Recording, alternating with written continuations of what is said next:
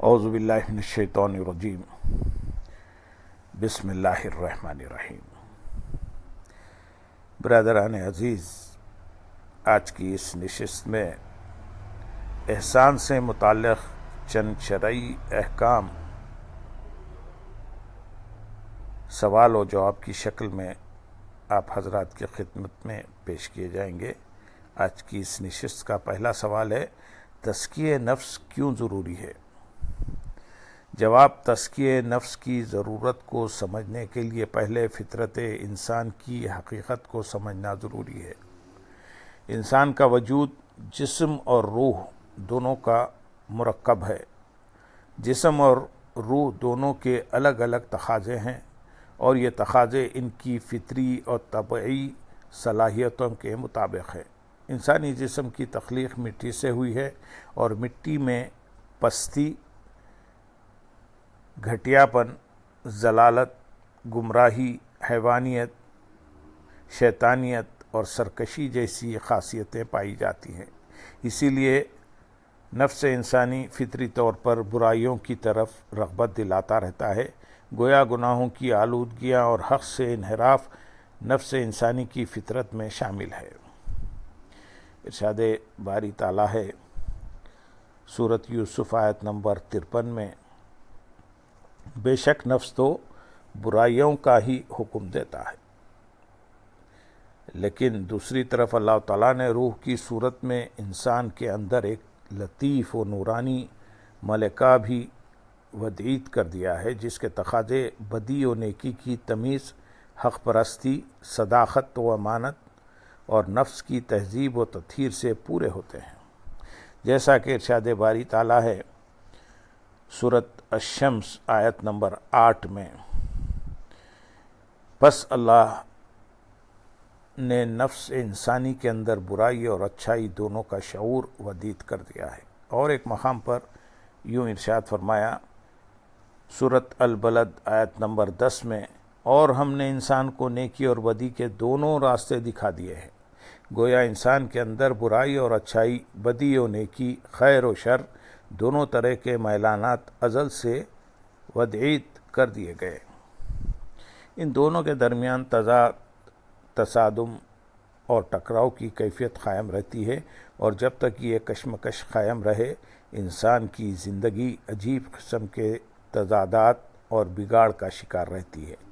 اسی بگاڑ سے بے راہ روی، ظلم و استحصال، فسق و فجور جنم لیتے ہیں۔ انسانی شخصیت اپنے اندرونی انتشار کی وجہ سے بے سکون و بے اطمینان رہتی ہے۔ اب سوال یہ پیدا ہوتا ہے کہ تزکیہ نفس کی ضرورت کیوں کر پیش آتی ہے؟ اس کی کشمکش سے نجات کا ایک ہی ذریعہ ہے اور وہ ہے تزکیہ نفس۔ اللہ تعالیٰ ارشاد فرماتے ہیں سورۃ النازعات آیت نمبر 40 میں، اور نفس کو ہر بری خواہش سے روکتا ہے۔ اس آیت کریمہ سے پتہ چلا کہ روح میں موجود خیر کے تقاضوں کو نفس کے برے اور شر کے تقاضوں پر غالب کر لینے سے یہ تصادم ختم ہو جاتا ہے۔ نیکی بدی پر غالب آ جاتی ہے، اور جب حیوانی، شہوانی، نفسانی قوتیں کمزور ہونے لگیں تو نتیجتاً روح اور اس میں پوشیدہ نیکی کی قوتیں نشو و نما پا کر طاقتور اور مضبوط ہو جاتی ہیں، اور انسان کی ساری قوتیں نیکی کے فروغ پر صرف ہونے لگتی ہیں۔ پس جب کوئی برائی نفس سے انسانی میں فروغ نہ پا سکے، کوئی شے صراط مستقیم سے اس کو بہکا نہ سکے، اور مادی زندگی کے آلائشیں اس کو اس راہ حق سے ہٹا نہ سکیں، تو ایک طرف اسے بارگاہ الہی میں ایسا سجدہ عبادت نصیب ہو جاتا ہے جس کی کیفیت گویا وہ اللہ کو دیکھ رہا ہے یا بصورت دیگر اللہ اس کو دیکھ رہا ہے، اور دوسری طرف اس کی شخصیت روحانی و اخلاقی کمال کی بلندیوں کو بھی پالے، تو اس عمل کا نام تزکیہ نفس ہے، جس کے حصول کے بغیر عبادت بے معنی و بے لذت ہے۔ نیکی کے فروغ و تقوی اور معرفت ربانی کے لیے پہلا زینہ اور سب سے پہلا عمل تزکیہ نفس ہے۔ سوال: صفائے قلب سے کیا مراد ہے؟ جواب: تصوف کا دوسرا بنیادی مقصد صفائے قلب ہے۔ جب انسان کا نفس گناہ کی آلودگیوں اور برے اخلاق سے ناپاک ہو جاتا ہے تو اس کے اثرات سے قلب انسانی پر سیاہی چھا جاتی ہے اور اس کا باطن تاریک ہو جاتا ہے۔ اسلام اس امر کا متقاضی ہے کہ باطن کی صفائی کا اہتمام کیا جائے تاکہ قلب انسانی معرفت الہی کے نور کا گہوارہ بن سکے۔ قرآن حکیم میں ہے، ارشاد باری تعالیٰ ہے، ہرگز نہیں بلکہ ان کے کسب کی بنا پر ان کے دلوں پر زنگ لگ گیا ہے۔ اسی طرح حضور نبی اکرم صلی اللہ علیہ وسلم نے ارشاد فرمایا، تحقیق جسم میں گوشت کا ایک ٹکڑا ہے، اگر وہ درست ہو جائے تو تمام جسم کی اصلاح بھی خود بخود ہو جائے گی، اور اگر وہ فاسد و خراب ہو جائے تو سارے جسم میں فساد برپا ہو جاتا ہے۔ خبردار وہ دل ہے۔ لیکن جب انسان کا نفس گناہ کی آلودگیوں اور رذائل اخلاق سے پاک ہو جاتا ہے تو اس کے اثرات انسان کے قلب و باطن پر بھی مرتب ہونے لگتے ہیں۔ جب انسان کی غیظ و غضب کی قوت اس کی لطیف جذبہ رحم اور عفو و درگزر سے مغلوب ہو جاتی ہے تو اس کی شخصیت کا جمالیاتی پہلو غالب آ جاتا ہے۔ غرور و تکبر کا خاتمہ ہو جاتا ہے، جس کے نتیجے میں انسان کے دل میں نرمی اور رقت پیدا ہوتی ہے جو قلب کی صفائی و چمک کا باعث بنتی ہے۔ اس طرح دین کا ایک اہم تقاضا پورا ہو جاتا ہے، کیونکہ جب دل ہر قسم کی آلودگیوں سے پاک ہو جائے تو وہ قرآن کی نظر میں قلب کا درجہ پاتا ہے۔ ارشاد باری تعالیٰ ہے، سورۃ الشعراء آیت نمبر 88 اور 89 میں، جس دن انسان کے نہ مال کام آئے گا نہ اولاد، مگر جو اللہ کے پاس پاک قلب لے کر آئے گا۔ سوال، صفائے قلب کیوں کر ممکن ہے؟ جواب، صفائے قلب کی ابتدا تزکیہ نفس سے ہے، جس میں سب سے پہلا قدم گناہوں سے سچی توبہ و استغفار ہے۔ جیسا کہ حدیث مبارک میں ہے، حضرت ابو ہریرہ رضی اللہ تعالیٰ عنہ روایت کرتے ہیں کہ حضور نبی اکرم صلی اللہ علیہ وسلم نے ارشاد فرمایا، بے شک بندہ جب غلطی کا ارتکاب کرتا ہے تو اس کے دل پر سیاہ نقطہ پڑ جاتا ہے۔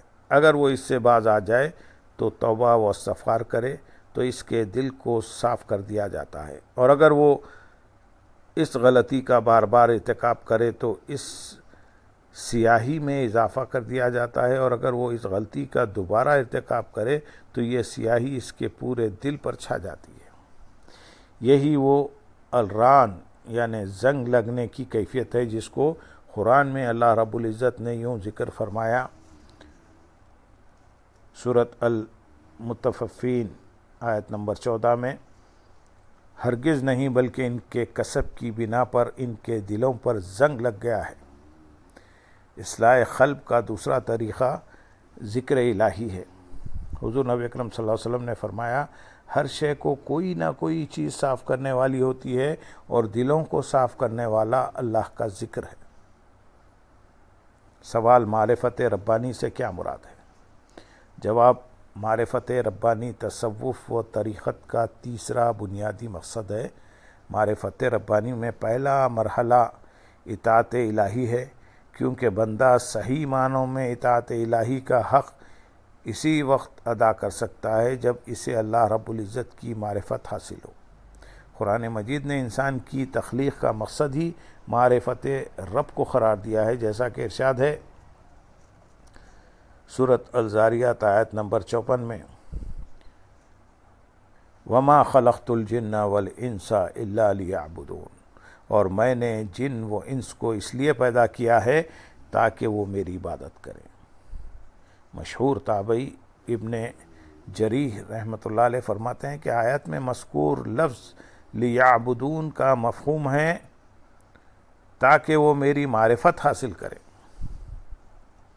قرآن حکیم میں مذکور سورۃ المائدہ آیت نمبر 83 میں، اور جب وہ اس کلام کو سنتے ہیں جو رسول نبی اکرم صلی اللہ علیہ وسلم کی طرف نازل کیا گیا ہے تو دیکھیے گا کہ ان کی آنکھیں نم ہو جاتی ہیں، کیونکہ انہوں نے حق کو پہچان لیا ہے۔ سوال، اطاعت حق میں کمال کیا ہے؟ جواب: اللہ اور رسول کی اطاعت ایمان کا تقاضا ہے اور اس کی بجاوری میں کمال حاصل کرنا مقصود ایمان ہے۔ ایمان اگر عقیدہ ہے تو اطاعت اس کے تقاضے پورے کرنے کی تصدیق۔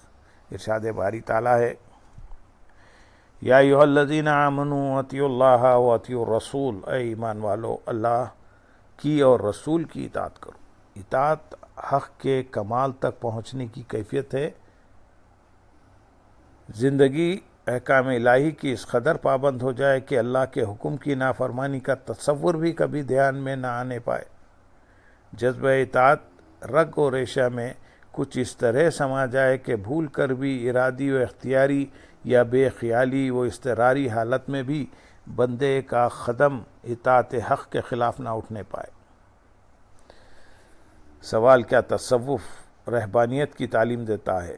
جواب: جی نہیں، ایسا ہرگز نہیں۔ اگرچہ کم علمی کی بنا پر عام لوگوں کے نزدیک تصوف کا مفہوم کچھ ایسا ہی ہے کہ یہ محض جنگلوں اور غاروں میں چلے جانے اور کاروبار دنیا سے جان چھڑا کر کسی گوشے تنہائی میں اللہ اللہ کرنے کا نام ہے۔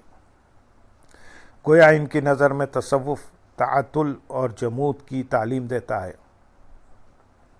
بعض جاہل لوگوں کا یہ بھی خیال ہے کہ تصوف کسی سلسلے خانقاہی سے منسلک ہو کر شریعت کی پابندی سے آزاد ہونے کا نام ہے،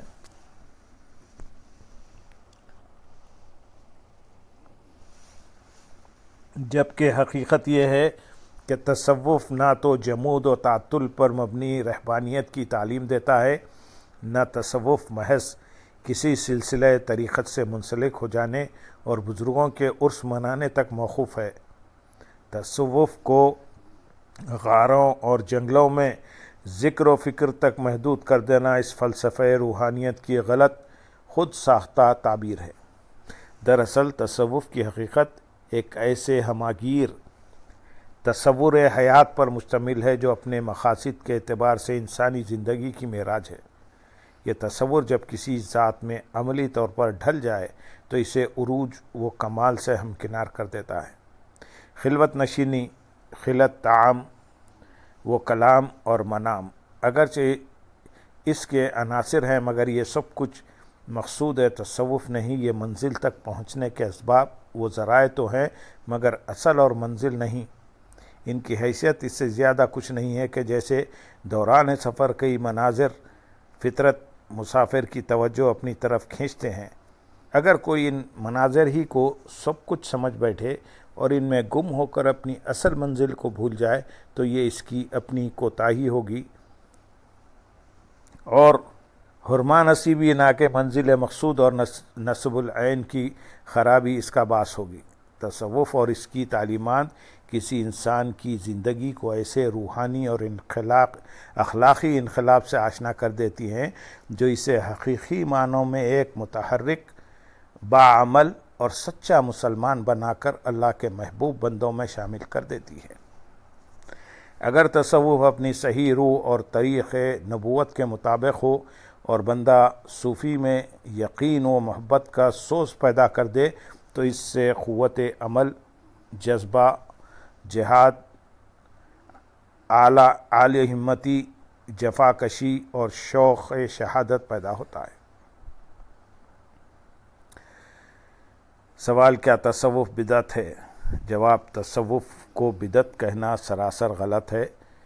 بنیاد کم فہمی اور سطح علم کا نتیجہ ہے۔ تصوف کو بدعت کہنا سراسر غلط، بے بنیاد، کم فہمی اور سطح علمی کا نتیجہ ہے۔ سچ تو یہ ہے کہ تصوف اوائل اسلام ہی سے اسلامی معاشرے کا لازمی جزو ہے۔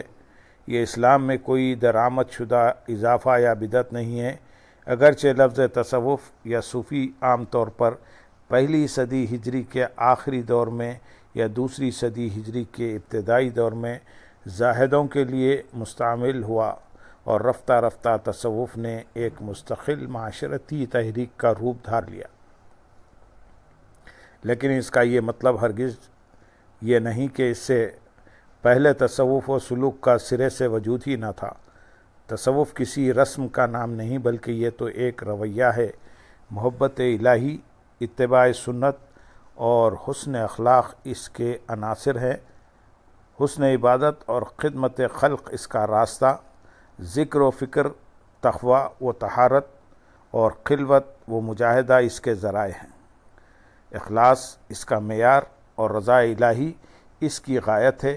یہ کہنا غلط اور بے بنیاد ہے کہ تصوف کے یہ عناصر و اجزاء، وسائل و ذرائع اور مظاہر و غایات دور نبوت اور عہد صبا میں عملاً موجود نہ تھے۔ یہ سب قرآن و سنت کے احکام اور دین کی ابدی تعلیمات کا حصہ ہے۔ اسلام ہی تصوف کا مبدأ اور منتہا ہے۔ صرف تصوف کا سرچشمہ قرآن و سنت نبی صلی اللہ علیہ وسلم کی تعلیمات ہیں۔ تصوف قرآن و سنت کا لب لباب اور روح دین ہے۔ تصوف کی دعوت اسلام کی دعوت ہے، اس کا فروغ اسلام کا فروغ ہے، اس لیے یہ بدعت نہیں بلکہ عین اسلام ہے اور روح اسلام ہے۔ اللہم صلی علی سیدنا محمد وعلی آل سیدنا محمد وبارک وسلم، وآخر دعوانا ان الحمد للہ رب العالمین۔